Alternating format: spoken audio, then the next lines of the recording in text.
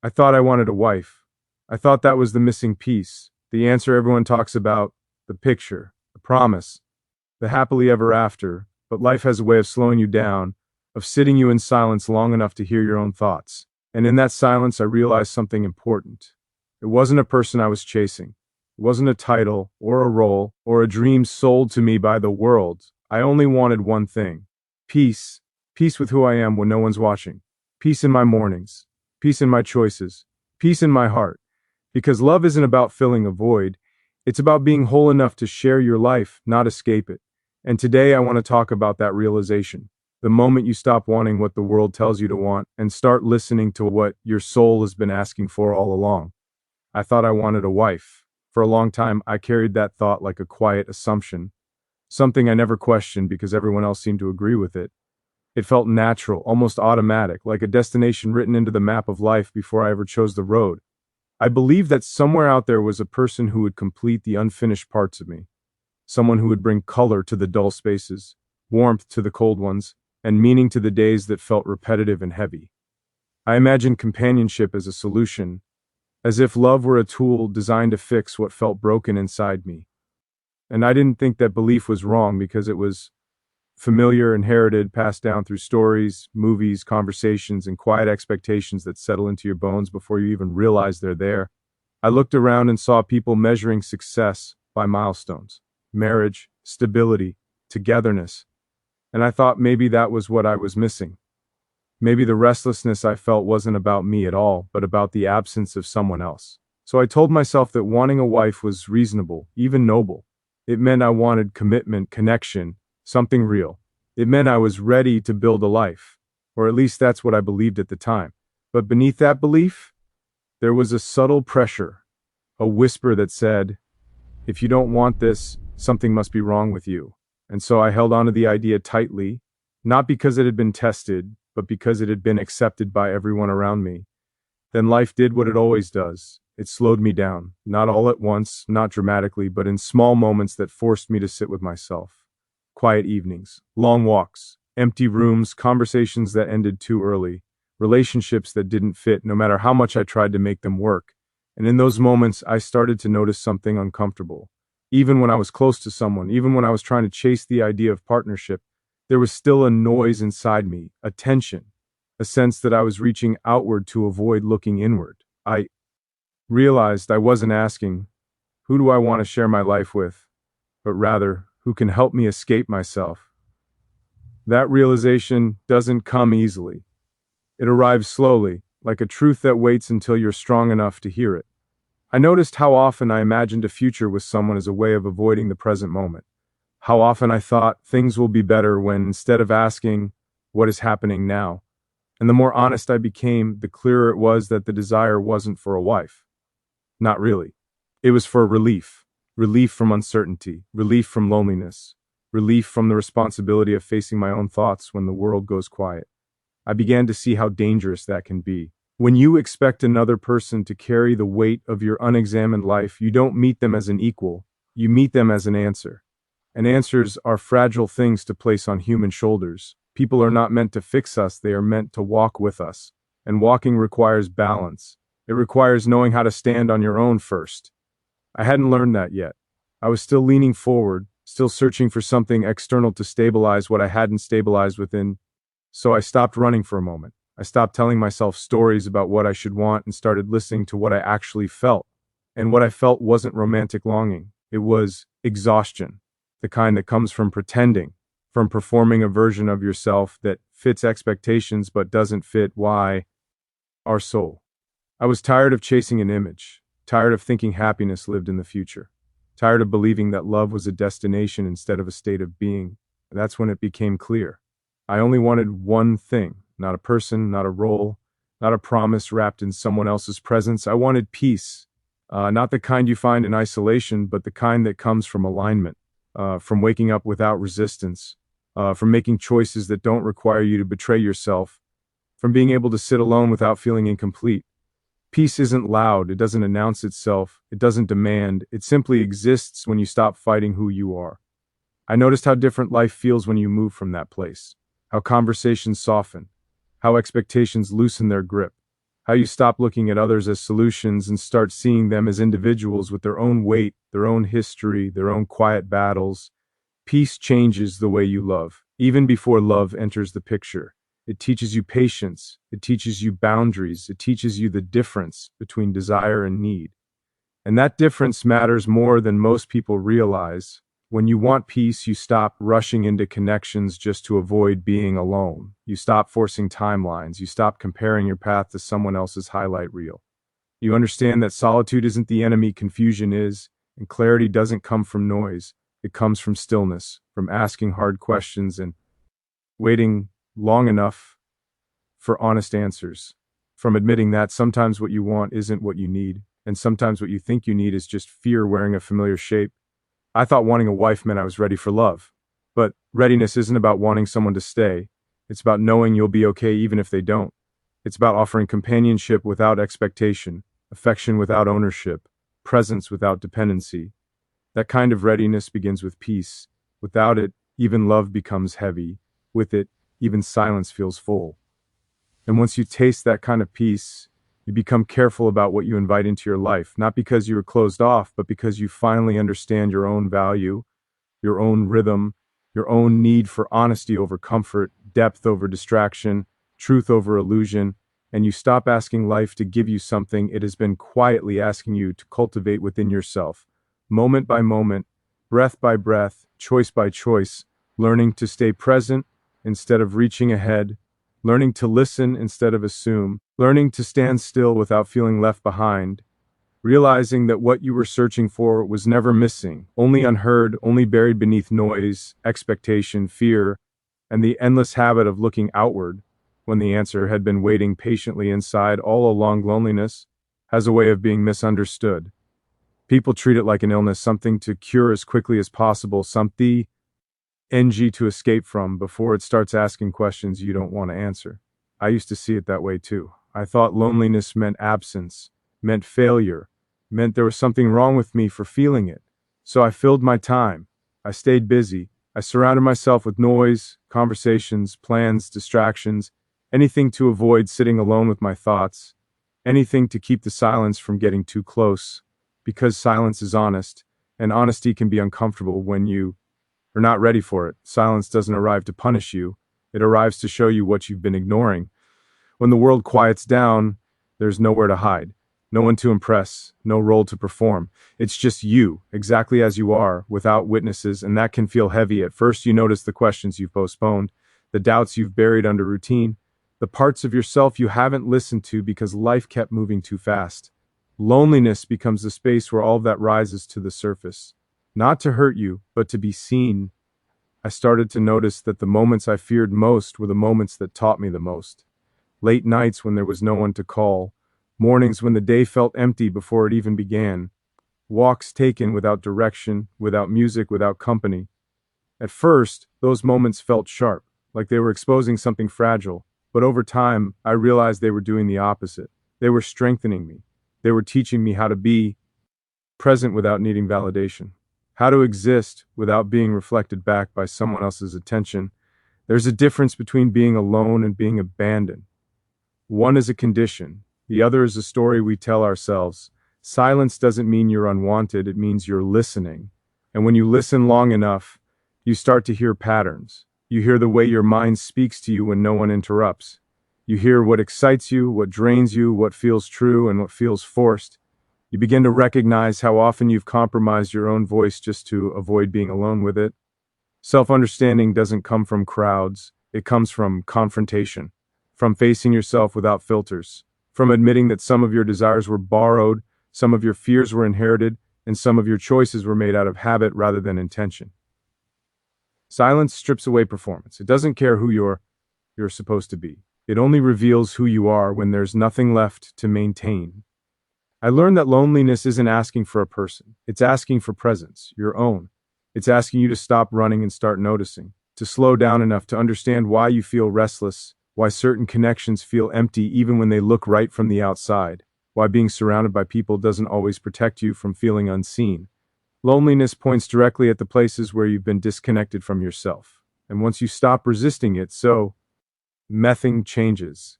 The silence becomes less threatening. The empty spaces become spacious instead of hollow. You realize that you don't need to fill every moment with meaning for it to be valuable. Sometimes just being aware is enough.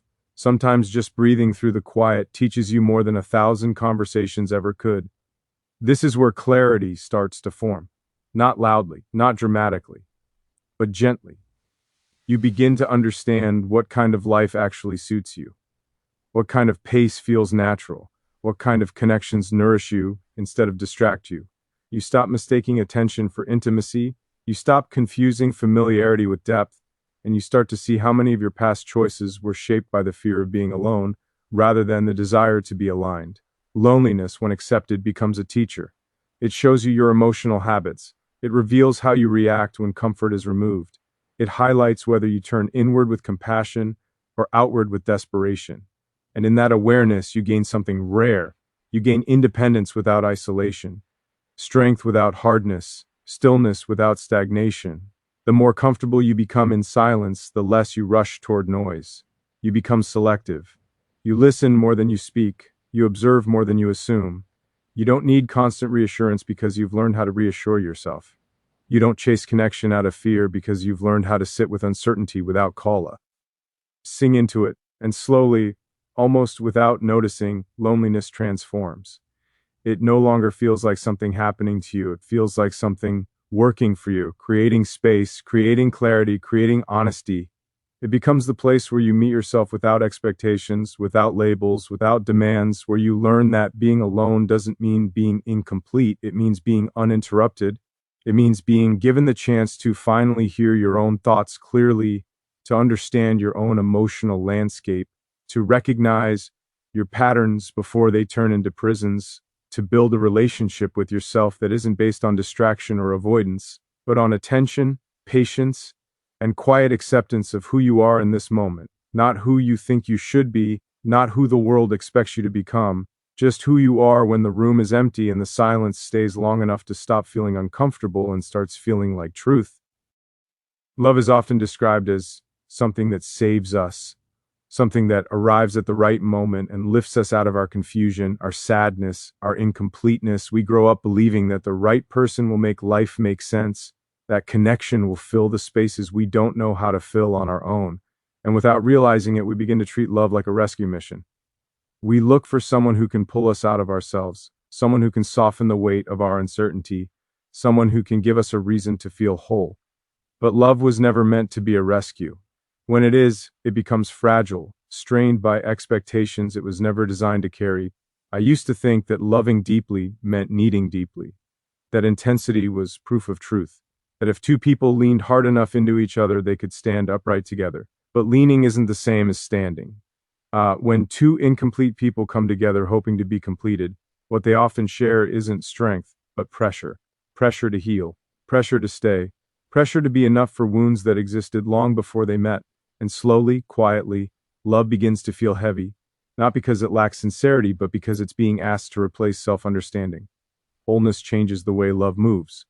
When you are whole, you don't approach another person with a list of unmet needs. You approach them with curiosity, with openness, with the ability to give without keeping score. You don't ask them to fix your loneliness or validate your worth because you've already learned how to sit with yourself without falling apart. That doesn't make love less intense. It makes it more honest. It removes the fear that someone leaving will erase you because you're no longer built entirely around being chosen. There's a quiet difference between wanting someone and needing someone. Wanting is light. It allows space. It respects freedom. Needing is urgent. It tightens. It fears loss before it even happens. And when love is driven by need, it becomes transactional without meaning to. You give affection hoping to receive reassurance. You offer presence hoping it will silence your doubts. You say yes when you mean no because you're afraid distance will turn into disappearance. That kind of love isn't wrong, it's just unfinished. I began to understand that love works best when it's shared, not used. Shared between two people who already know themselves well enough to recognize when they're acting out of fear instead of truth. Shared by people who don't confuse attachment with intimacy. Because intimacy isn't about being inseparable. It's about being seen without performing. And being seen requires a certain level of self-clarity. You can't offer your real self if you don't know who that is yet.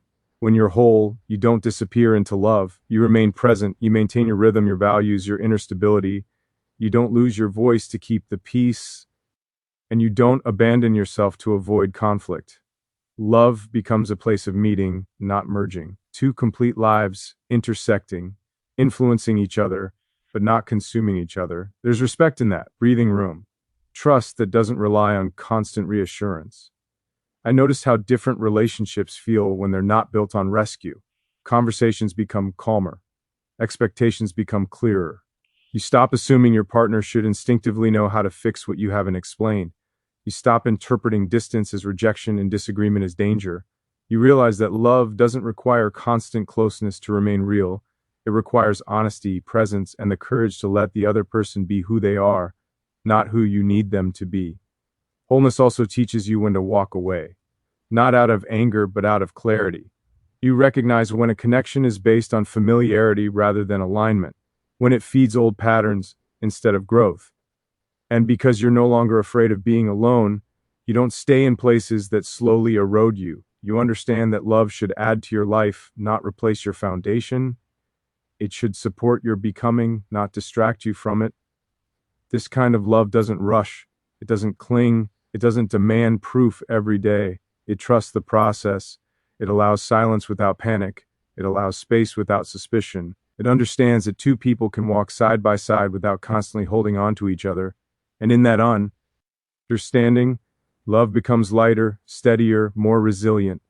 It stops being about survival and starts being about connection, about choosing each other freely rather than out of fear, about sharing life from a place of strength instead of seeking refuge, about offering companionship without losing yourself, about standing complete and allowing someone else to stand beside you, not as a solution, not as an escape, but as a presence that complements your life without defining it, without carrying the weight of your identity, without being responsible for your sense of worth, where love flows naturally because it is no longer trying to save anyone, only to be experienced honestly in the space where two whole people meet and remain true to themselves without shrinking, without overreaching, without asking love to do the work that only self-awareness and inner responsibility can do from an early age. We're taught what a successful life is supposed to look like. Not explicitly, not always in words, but through repetition, through examples, through what gets praised and what gets questioned. There's a quiet script handed to us, and most of us follow it without ever stopping to ask whether it fits. Go here, achieve this, want that, settle down by this age. Measure your progress by how closely your life resembles the lives around you. And when you drift from that script, even slightly, there's discomfort, doubt, a sense that you're falling behind, even if you're not sure what you're chasing. For a long time, I confused alignment with approval. I thought that if my choices made sense to others, they must be the right ones. That moving in the same direction as the crowd meant I was safe, but safety isn't the same as truth, and approval doesn't equal peace. There were moments when everything looked fine from the outside, when I was doing what I was supposed to do, wanting what I was supposed to want, and still felt a quiet resistance inside me, a tension that didn't go away no matter how well I played the part. Choosing alignment means listening to that tension instead of silencing it. It means trusting the subtle signals that tell you when something is off, even if you can't explain it yet. Alignment isn't loud or dramatic. It doesn't announce itself with certainty. It feels more like relief, like exhaling after holding your breath without realizing it. And once you experience that feeling, it becomes harder to ignore. You start to notice how often you've said yes when your body said no. How often you've stayed in situations because they looked right, not because they felt right. Societal expectations are powerful because they promise belonging. They suggest that if you follow the path, you'll be accepted, understood, supported. And that's tempting, especially when uncertainty feels lonely. But belonging that requires you to abandon yourself comes at a cost. Over time, that cost shows up as resentment, fatigue, and a persistent sense of disconnection from your own life. You might be busy, productive, even admired, and still feel like a stranger in your own routine. Alignment asks different questions. Not what should I want, but what feels honest. Not what will impress, but what will sustain. It's less concerned with timelines and more focused on direction. You stop rushing toward milestones just to prove you're moving forward. You start paying attention to whether the movement itself feels right. And that awareness changes the way you make decisions. You become less reactive. less driven by comparison, more grounded in your own values, even when they don't match the mainstream. This choice isn't always comfortable. Walking your own path means accepting that not everyone will understand it. Some people will project their fears onto your choices. Others will mistake your calm for stagnation, your patience for hesitation. And there will be moments when you question yourself, when the old script tries to pull you back with familiar logic and familiar promises. But alignment doesn't eliminate doubt. It teaches you how to move with it instead of being controlled by it. When you stop living according to expectations, your life begins to slow down in a meaningful way. You make fewer decisions, but they carry more weight. You invest your energy where it actually matters to you. You stop chasing external validation and start building internal consistency. Your actions begin to match your values, and that congruence creates a quiet confide. Not the kind that needs to be seen, but the kind that holds steady when no one is watching. Inner alignment also reshapes your relationships. You're no longer trying to fit into roles that don't suit you. You're clearer about your boundaries, your needs, your limits. You don't overextend to earn acceptance, and you don't withdraw to avoid conflict. You show up as you are, and you let others decide whether that works for them. This honesty filters your connections. Some fall away, others deepen. And while that process can feel unsettling, it ultimately leaves you surrounded by people who relate to you, not to the version of you that tried to please everyone. Choosing alignment over expectation isn't about rejecting society or isolating yourself from it. It's about participating on your own terms, about understanding that fulfillment doesn't come from checking the right boxes, but from living in a way that feels internally consistent. It's about recognizing that a life that looks impressive but feels empty is still empty, and a life that looks simple but feels true is already rich. Over time, this way of living builds a different kind of stability, one that isn't shaken by comparison or trends, one that doesn't collapse when plans change or approval fades, because it's rooted in self-trust, in the knowledge that you're listening to yourself even when the answers are unclear. And that trust becomes the foundation for everything else: your work, your relationships, your sense of purpose. You stop asking the world to tell you who you should be, and you start responding to who you are, allowing your life to unfold at a pace that feels natural rather than forced, guided by inner alignment instead of external pressure, shaped by conscious choice instead of inherited expectation. Moving forward with clarity that doesn't need constant validation, grounded in a quiet certainty that you are no longer living someone else's idea of a meaningful life, but your own, one honest decision at a time.